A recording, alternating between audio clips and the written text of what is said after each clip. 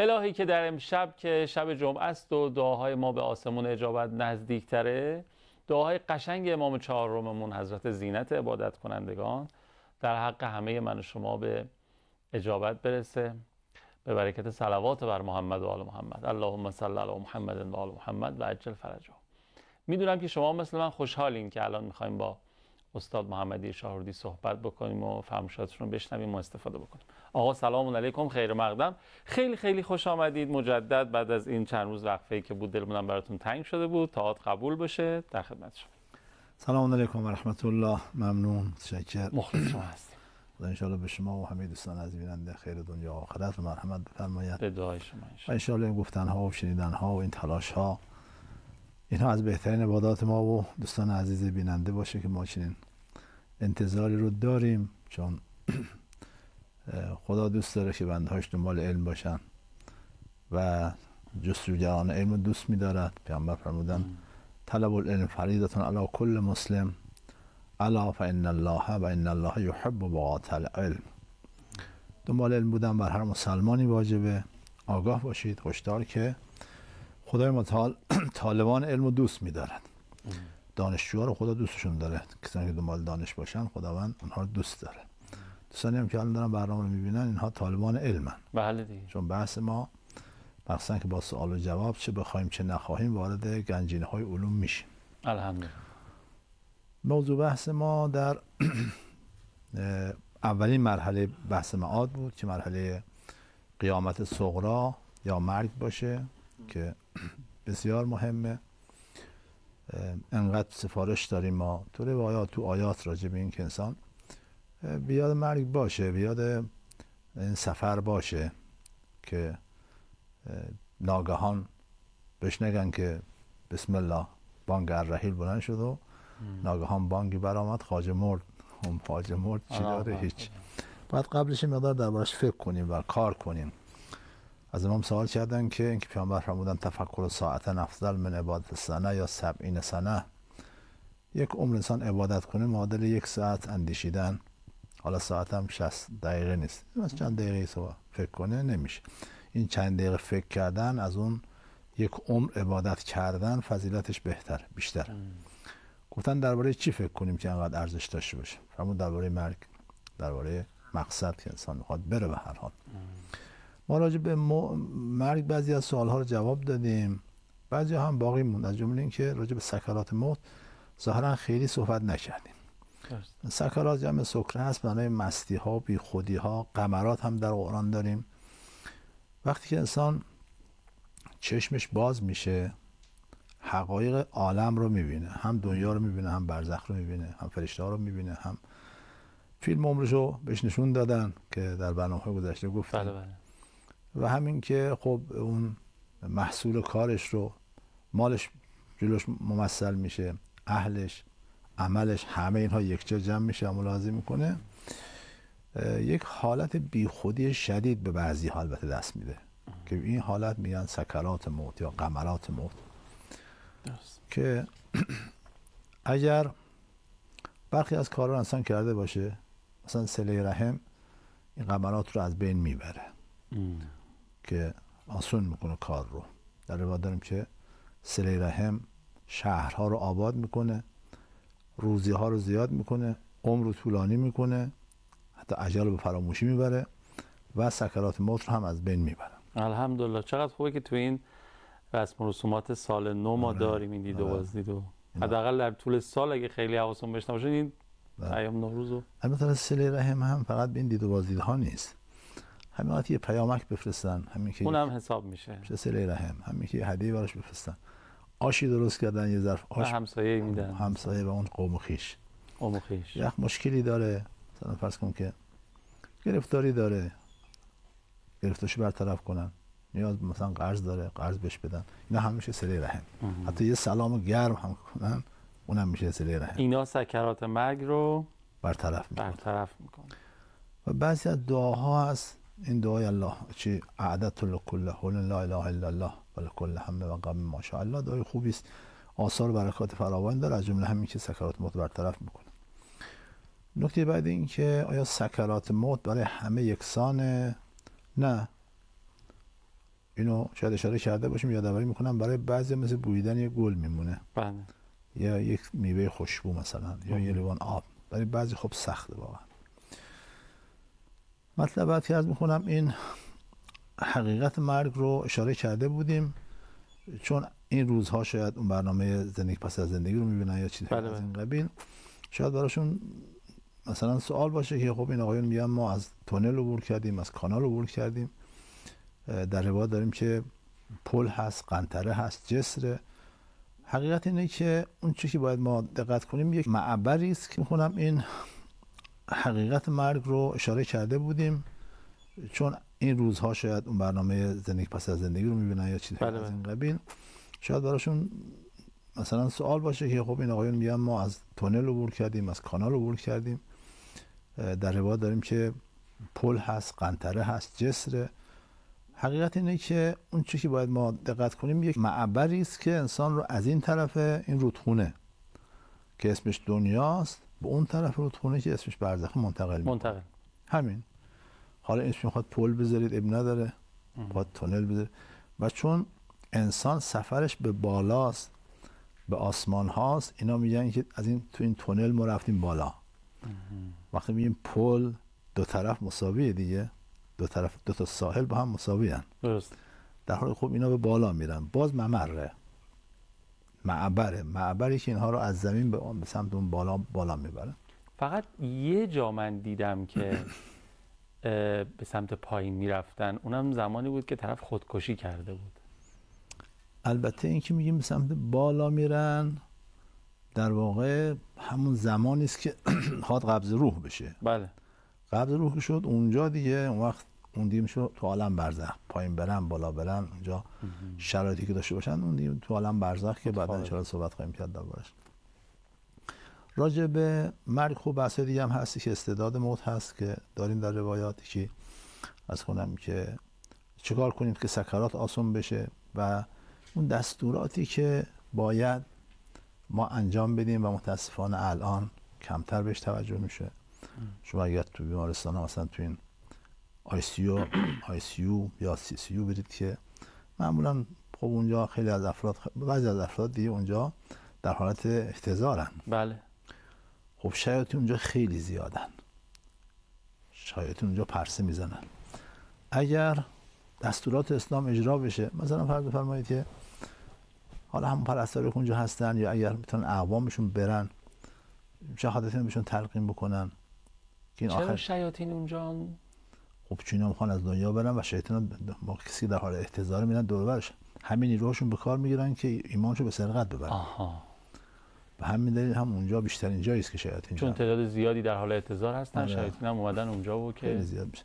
حالا مثلا همراه اون از کنم بیمار یا پرستارا عیبی نداره، خیلی ثواب داره، برن پیشش مثلا فرض شهادتین تلقین کنن، یاسین بخونن، صافات بخونن. و باز اینم پیشنهاد ماست که تخت‌های اینجاها رو یا حداقل کسی که در حال احتضار میدونن که این دیگه حالا وضعش خیلی بد هست، تخت‌ها رو به قبله بکنن، چون واجب این کار. درست. به سمت قبله کشیدنش واجبه. ولی خب تخت‌ها می‌بینید که یکی به سمت شرقی، به سمت غرب، خیلی معونه نداره. حداقل اون کسی که می‌بینن حالش خرابه، خب اونا میدونن که مثلا این فرد یه ساعتی بیشتر زنده نیست. آره معمولاً دیگه پرستار و اینا اونا خبر دارن. این زحمت براشون ثواب‌های فراوانی داره و یه واجب هم هست. بر همه هم واجب کفایی است. بر همه کسانی که اونجا حضور دارن واجب کفایی است که ایشونو این کار انجام بدن. اگه انجام بدن یه واجب ترک کردن. حالا اگر خانواده ها هم ان شاءالله که برای به هر حال ولی اتفاق خواهد افتاد ناچارن یه وقتی توی این موقعیت قرار گرفتن حواسشون باشه اونا تاکید کنن به کادر درمان. اونا تاکید کنن خودشون هستن خودشون این کارو انجام بدن. رو به قبله کنن. همین تخت رو به قبله بکنن یا حتی بیمار اگر میشه رو به قبله که مثلا وقتی میخوابه اگه بلندشه بنشینه جلو به سمت قبله باشه.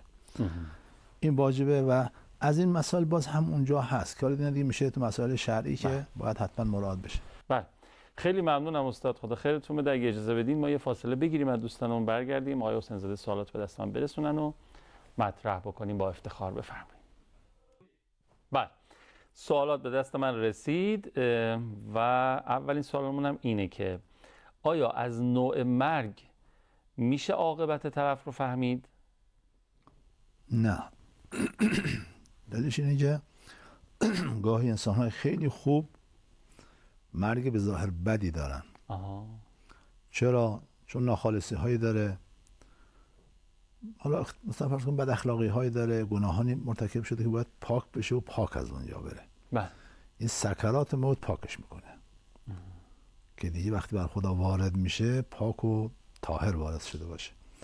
امام موسی بن جعفر از جای عبور میکرد، فردی در حال احتضار بود، اطرافیانش اصحابش گفتن که این صاحب ما رو در چه حال میبینی؟ از امام موسی بن جعفر پرسیدن، فرمود که در آخرین تصفیه ها این سختی ها و این جان کندن داره پاکش میکنه که وقتی وارد بر خدا میشه پاک بر خدا وارد بشه. از اون طرف بعضی هستن که انسان های بدی هن، اصلا جهنمی، کافر، حتی کافر معاند هم هست اما کارهای خوبی انجام داده به خاطر اون کارهای خوبش اونجا. آره، مثلا هر خدمتی به بندگان خدا کرده، اخلاق خوبی داشته، مثلا سخی بخشنده بوده. بله. اونجا مرگش انقدر لذت بخشه که از همه لذت های دنیا بیشتره. این گونه قبض روح میشه تا تصفیه حساب بشه که دیگه طلبکار نباشه اونور بخوام ببرنش بهشت. پس اصلا نمیشه تشخیص داد از کیفیت مرگ. نه. یه نکته نکته دوم این که شرط این طرف نیست. ما که از این طرف نگاه میکنیم، مثلا کسی که فرض کن مدتی بستری بوده، بیهوش بوده، یا مثلا فرض کن دردی داشته، بیماری داشته، ما میگیم چقدر سخت جان داد، 10 روز مثلا با مرگ دست و پنجه نرم میکرد. آره. از خودش بپرسیم میگه نه یه گل آوردم گفتم بو کن، بو کردیم و رفت. شهدای کربلا ما که از این ور نگاه میکنیم میگیم که بدن رو اربن اربا کردن، چنین کردن، چنان کردن، خودشون خیال میکنن گل بهشون میخوره وقتی که مثلا تیر به بدنشون میخوره. آره. ما با معیارهای دنیایی از این ور نگاه میکنیم. یا کسی که ما میگیم خب یه لحظه سکته کرد و مرد، تموم شد. از خودش بپرسیم میگه نه 100 سال من جان کندم، 100 سال گرفتار قبض روح بودم، اون عذاب و رنج و دردی که من از قبض روح کشیدم قابل وصف نیست. بهش میگم حاضری برگردی به دنیا؟ میگه برگردم که دوباره با سکرات موت رو تحمل کنم؟ هرگز دیگه نمیخوام برگردم به دنیا. پس این سخت جان دادن یا راحت جان دادنی که ما از این طرف میبینیم معیار نیست. از اون طرف باید بپرسیم، از نگاه برزخ بپرسیم، اون درسته. اون اگه گفت آره راحت بوده، اگه گفت نه سخت بوده. خب حالا اینی که شما فرمودین کیفیت لحظه مرگ بود در واقع که نمیشه ازش تشخیص داد، ولی این چی؟ از نوع نمیدونم چجوری بگم مرگ. مثلا میگم کسی تو جبهه در راه خدا داره جهاد میکنه، اونجا تیر میخوره میمیره، مثلا نمیگیم این شهید شده، آیا نمیشه از این نوع مرگ پی به عاقبتش برد؟ یا زمان، این که یادم میاد یه بار فرمودید از ظهر پنجشنبه ظاهرا تا ظهر جمعه، اینا چی؟ چرا تا حدی اونها اینا رو میشه تا حدی، البته اونم باز ممکنه استثناء داشته باشه. درسته. حتی ممکنه شهید باشه، خیلی هم والا مقام باشه، اما فشار قبر هم داشته باشه. با اینکه جبرئیل و 70,000 فرشته هم به احترامش پابرهنه و بدون عبا ردا شرکت کردن. درست. پیامبر همیشه به همین شکل. در این حال عاملی برای فشار قبر داشته که اون باعث شده که فشار قبر داشته باشه. این هم همینطوره. گاهی ممکنه که همون کسی هم که این علل قاعده اینجوری است، کسی که خوب بوده، آدم خوبی بوده، نه اخلاقش بد بوده نه رفتارش بد بوده، یا کسی که در راه خدا شهید شده، اونم باز همه خوبی هم درش بوده که اکثر شهدا هم اینجوری هم. علل قاعده اینها دیگه سکرات موت این چیزا رو ندارن. درست. اما استثناء ممکنه باشه. بله. استثناء اینجا هم وجود داره. درست. یه چیز دیگه هم بپرسم، ببخشید. این که خیلی‌ها میگن یا جزء روایات هست یا خیر که انسان‌ها با چیزی محشور میشن که توی دنیا دنبالش بودن. هر کسی محبوبی داره، معشوقی داره، چیزی که خیلی دوستش می‌داره، حالا چه مادیات چه معنویات، در طول زندگی نگاه کنی همش هدفش اون بوده، می‌خواسته به او برسه، توی محشور شدنش با او محشور میشه. این درسته این حرف؟ بله این مطلب درسته. از ما باقر علیه السلام روایت داریم، روایت در این باره بازم داریم که انسان اگر سنگی رو هم دوست داشته باشه با همون سنگ محشور میشه. این روایت اینه که اگه انسان یه سنگی رو هم دوست داشته باشه با همون سنگ محشور میشه. خیلی پس باید حواسمون جمع باشه چی رو دوست داریم تو زندگی. بله. به کی عشق می‌ورزیم. بله همطوره. منتها این مطلب مال آخرته، نه مال زمان مرگ. نه این بحثی که ما داریم که هنگام احتضار و اینها اون مقصد همون مثلا مرحله سوم که هنوز بهش نرسیدیم. مال تو مرحله اولیم. مرحله دوم چی بود؟ برزخ. مرحله سوم قیامت. این مال مرحله قیامته. بله که با او محشور میشه. اونی بله که یعنی مثلا اگه کسی واقعا ادا نباشه، از لغلغه زبان نباشه، واقعا عاشق امام حسین باشه، با امام حسین محشور. همینطوره. چنانکه اگر با یک سلبریتی هم عاشقش باشه و همه فکر و ذکرش باشه و الگوشون باشه و اینا با همون محشور میشه. بله. پناه بر خدا، پناه بر هم با اون محشور میشه، هم اصلا در صنف او قرارش میدن. نمیگن مثلا حسن بیا حسین بیا، میگن که طرفداران فلان و طرفدارانش، فرعون و طرفدارانش، امام حسین و طرفدارانش، یوم ندعو کل اناس به امامه. حالا امام نور باشه مثل امام حسین، با امام حسین رو صدا میزنن. امام نار باشه مثل فرعون، هر دوش در قرآن داریم. یا مثلا ممکنه که اون سلبریتی بشه امام یه عده‌ای. همینطوره. داریم تو قرآن حتی فرعون رو به عنوان امام معرفی کرده. عجب. داریم که عرض کنم که هم نسبت به امام نور داریم، آیه 24 سوره سجده و آیه 73 سوره انبیا. در آیه 24 سوره سجده داریم که درسته و جعلناهم ائمة یهدون بامرنا لما صبروا و كانوا بآیاتنا یوقنون. اینا امام نورن که مردم رو به سمت بهشت میبرن. نسبت به فرعون و دردش داریم که و جعلناهم ائمة یدعون الی النار. امام نار. آره، فرعون امامی است که مردم به سمت جهنم میبره. عجیب. پس هر دو امامن. بله. یعنی رهبر یه عده‌ای که بله با همینا محشور میشن در قیامت. حالا یه چیزی مثلا میگم یه آقایی بالاخره آقایون ازدواج میکنن دیگه، خانومام همینطور، عشقش دیگه نهایت اون دوست داشتنش رو داره نثار میکنه به کسی که میخواد باهاش ازدواج کنه. خب بعد در همین حال از دنیا میره. یعنی موقعی که از دنیا رفته عشق او اون جنس مخالفی بوده که میخواسته باشه ازدواج بکنه، نیت خیر، حالا بالاخره ارتباط سالم و فلان. این چجوری میشه؟ فقط اون زمان حساب نکنید، کل زندگی شاکلش رو حساب کنید. شاکلش اگر ذوب شده بود در محبت او و اینا با هم محشور میشن. حالا اگه اون اهل بهشت باشه، اهل نور باشه، اینا با اون محشور میشن. یعنی اگر مثلا یه آقای بعد 30 سال زندگی مشترک عشقش همچنان زنش بود، فوت کرد، با همسرش محشور میشه. منتها اگه همسر آدم خوبی بوده باشه، جزء در همون که فرمودین بله گروه خوبها قرار میگیره. اگه نه که بله. ولی چقدر خوبه که آدم عشقش مثلا دیگه خدا باشه و اهل بیت، همسرش برای خدا دوست داشته باشه، فرزندش برای خدا دوست داشته باشه، همین ها هدایت بشه به سمت خدا. وقت دیگه این الهی، این دیگه نورن علی نوره. میدونین داشتم به این فکر کردم، حالا آدم متوجه میشه چرا غربی ها، حالا شیطان بزرگ آمریکا و اون از نیروهایی که دارن در مجموع دارن استفاده میکنن برای اینکه یه محبوبهای مجازی رو برای ما ایجاد بکنن.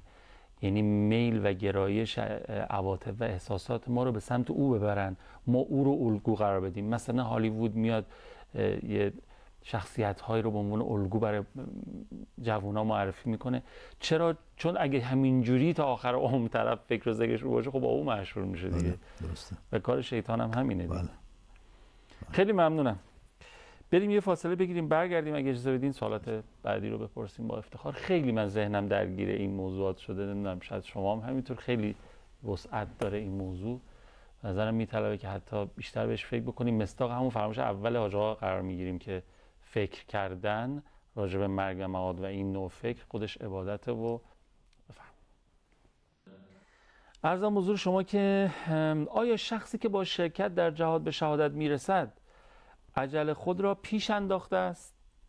آیا کسی که در صورت شرکت در جهاد به شهادت میرسد اگر در خانه بماند در همان ساعتی که در صورت رفتن به جهاد شهید میشد در خانه از دنیا میرود؟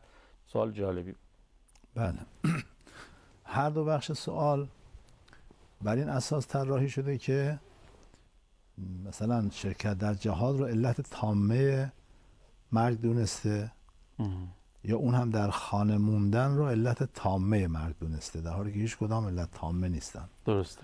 شرکت در جهاد به عنوان علت ناقصه، بله، اگر شرکت نمی‌کرد، اگر در جهاد شرکت نمی‌کرد، خب اون 30% 40% که باعث شهادتش شد، باعث مرگش شد، نمی‌شد. اما اینکه 100% نه، علل و عوامل دیگه هم بوده.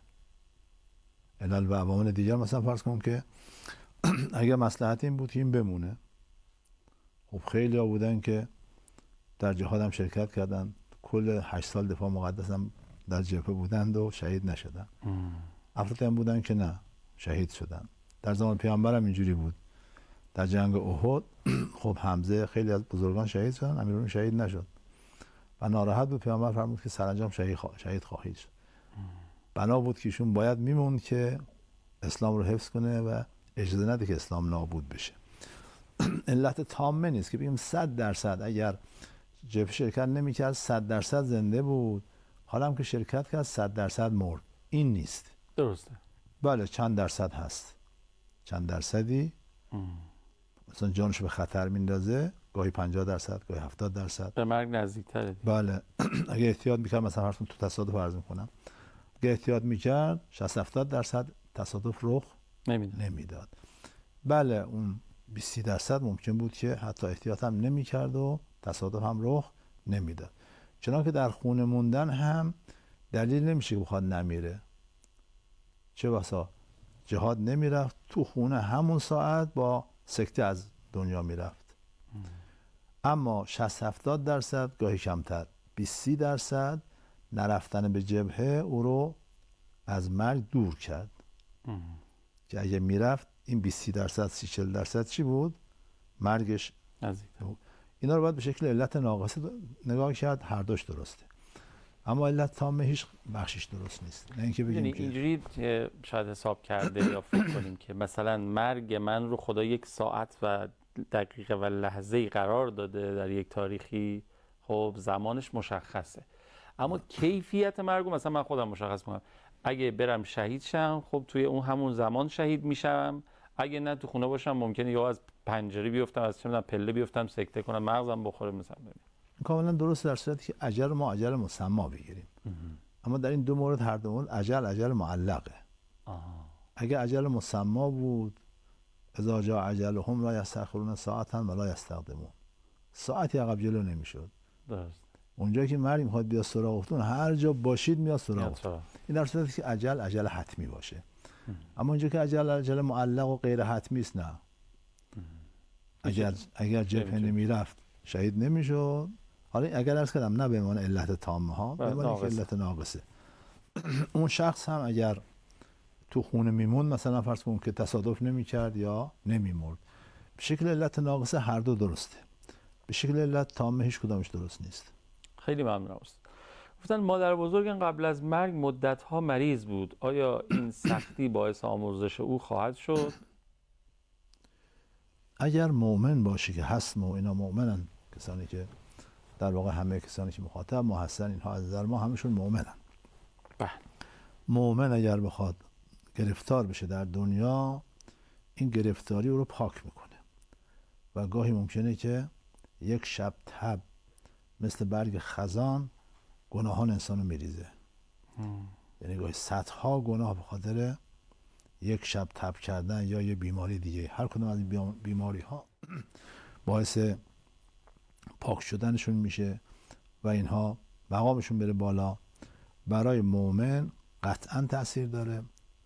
و منتها حالا این که ما مثلا فرض کنید که مواردی رو سختی تلقی میکنیم، قبلا اشاره کردم، چه بسا واقعا سخت برای خودشون سختی نباشه. بله. برای اونها ازشون میپرسیم، میگه نه جان کندنی بود، نه تلخی بود، نه اون لحظات اعتذاری. میگن مدت ها تو بستر بیماری بوده و تب داشته، سختی میکشه. بله، اینها پاک میکنه مؤمن رو و گاهی هم علاوه بر پاک کردن درجهش هم میبره بالا، چون به هر حال هم عوض داره هم پاداش صبر. حتما اینجوری است که درجهش میره بالا و گناهش هم پاک میشه. در این باره روایت خیلی زیاد داریم که بیماری برای مؤمن تصفیه گر و پاک کننده همه ناخالصی هاست که در طول عمرش داشته. بله. عرضم حضور شما که نظرم اینم از مهربونی خداست، یعنی که میاد خودش یه وسیله فراهم میکنه که حالا اون گناهام پاک بشه که این دیگه پاک و مطهر از این دنیا. روایت از امیر اسلام داریم میفرماید که الحمدلله الذی جعل تمحیص الذنوب شیعتنا بالبلا فی الدنیا. هم مخصوص خدایی است که پاک کردن گناهان شیعیان ما رو با همین بلاها مثل بیماری در دنیا قرار داده که اینها اون طرف گرفتار نباشن. اینجا این بلا که بیماری باشه میاد پاکش میکنه. تمحیص پاک کردن این مال مؤمنین هست که من عرض کردم. ان شاء الله خدا ما رو از مؤمنین قرار. این دعای مولا دعای قشنگی است. الحمدلله الذی جعل تمحیص الذنوب شیعتنا بالبلا فی الدنیا. الهیام با این بلا تو دنیا پاکشون میکنه. الهیام. خب خیلی ممنونم. اگر اجازه بدید ما همینجا نگه داریم پرسش سوالات رو. فردا یک روز مهم هست استاد، آخرین جمعه ماه مبارک رمضان، روز جهانی قدس، به تعبیر حضرت امام پاره تن اسلام، که حالا این آخرین جمعه ماه مبارک هم ابتکار خودشون بود از روی حکمت و درایتی که مثال زدنی ایشان رضوان الله علیه. و روز قدس دیگه جای خودش رو باز کرده بین همه مردم دنیا. مثلا این روزها که دیگه مردم فلسطین و غزه مخصوصا بیشتر تحت ظلم و جنایت و نسل کشی قرار گرفتن واقعا از طرف رژیم کودک کش صهیونیستی، یه رنگ و بوی خاصی پیدا کرده. فردا یه قدری دوست داریم این 2-3 دقیقه پایانی برنامه راجع به روز قدس برام صحبت کنیم. روز قدس 2 بخش داره. یه بخشش این که این راهپیمایی رو شرکت کردن تو این راهپیمایی و اینها. آیه 120 سوره توبه رو من پیشنهاد می‌کنم دوستان بخونن. ما کان لأهل المدینه من حوله من الاعراب ان یتخلفوا عن رسول الله و یرغبوا بانفسهم عن نفسه ذلک بانهم. اونجا فرماید که به اینها یک سختی و زحمت و گرفتاری و مخمسه نمیرسه مگر اینکه یا اینکه گامی بر نمیدارن. لا یتقون موتا یغیظ الکفار ولا ینالون من عدو نیلا الا کتب لهم بهی عمل صالح. هر گامی که برمیدارن که دشمن رو عصبانی میکنن، شیاطین رو عصبانی میکنن، به ازای این گام خداوند یک عمل صالح. عمل صالح که میگیم مثلا خیلی مهمی است. گاهی یک عمل صالح انسان رو بهشتی میکنه. یه دونه عمل صالح انسان با 2 رکعت نماز مقبول وارد صحنه قیامت بشه اهل بهشت خواهد شد. عجب. بله. این جنس عمل صالح براشون محسوب. به ازای هر قدمی که برمیدارن عمل صالحی براشون نوشته میشه و ان الله لا یضیع اجر المحسنین.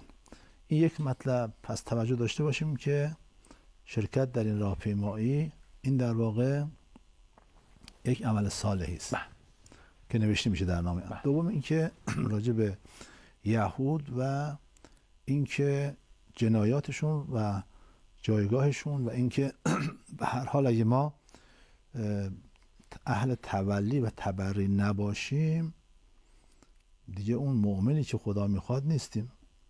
و این تبری اوله و تولی بعده. اگر ما واقعا اهل بیت رو دوست داریم، مؤمنین رو دوست داریم، باید از دشمنانشون بیزاری بجوییم. این در واقع راهپیمایی تبری از ظلم، تبری از حق کشی، تبری از جنایاتی است که یهودیان انجام میدن که اگه فرصت بود من یه فهرستی از شاکله های اینها که در قرآن اومده میگفتم که حالا وقتون حالا انشالله اگه صلاتون استین برای فردا میتونیم بشنویم استفاده بکنیم. برنامه فردا. خیلی ممنونم، دست شما درد نکنه، خیلی استفاده کردیم. خب راجع به راهپیمایی فردا توضیح دادن. منم که کوچکتر از اونم که بخوام کسی رو دعوت بکنم، اونم مردمی که خودشون دیگه پرچم دارن سال هاست در حمایت از فلسطین. فقط دو بیت تقدیم بکنم و شما خداحافظی بکنم. گفت ماییم و شکوه نصر ان شاء الله، قدس است و شکست حصر ان شاء الله، یک جمعه نزدیک نصلی فی القدس، همراه امام عصر ان شاء الله. اللهم عجل ولیک الفرج. التماس دعا یا حق. خداحافظ.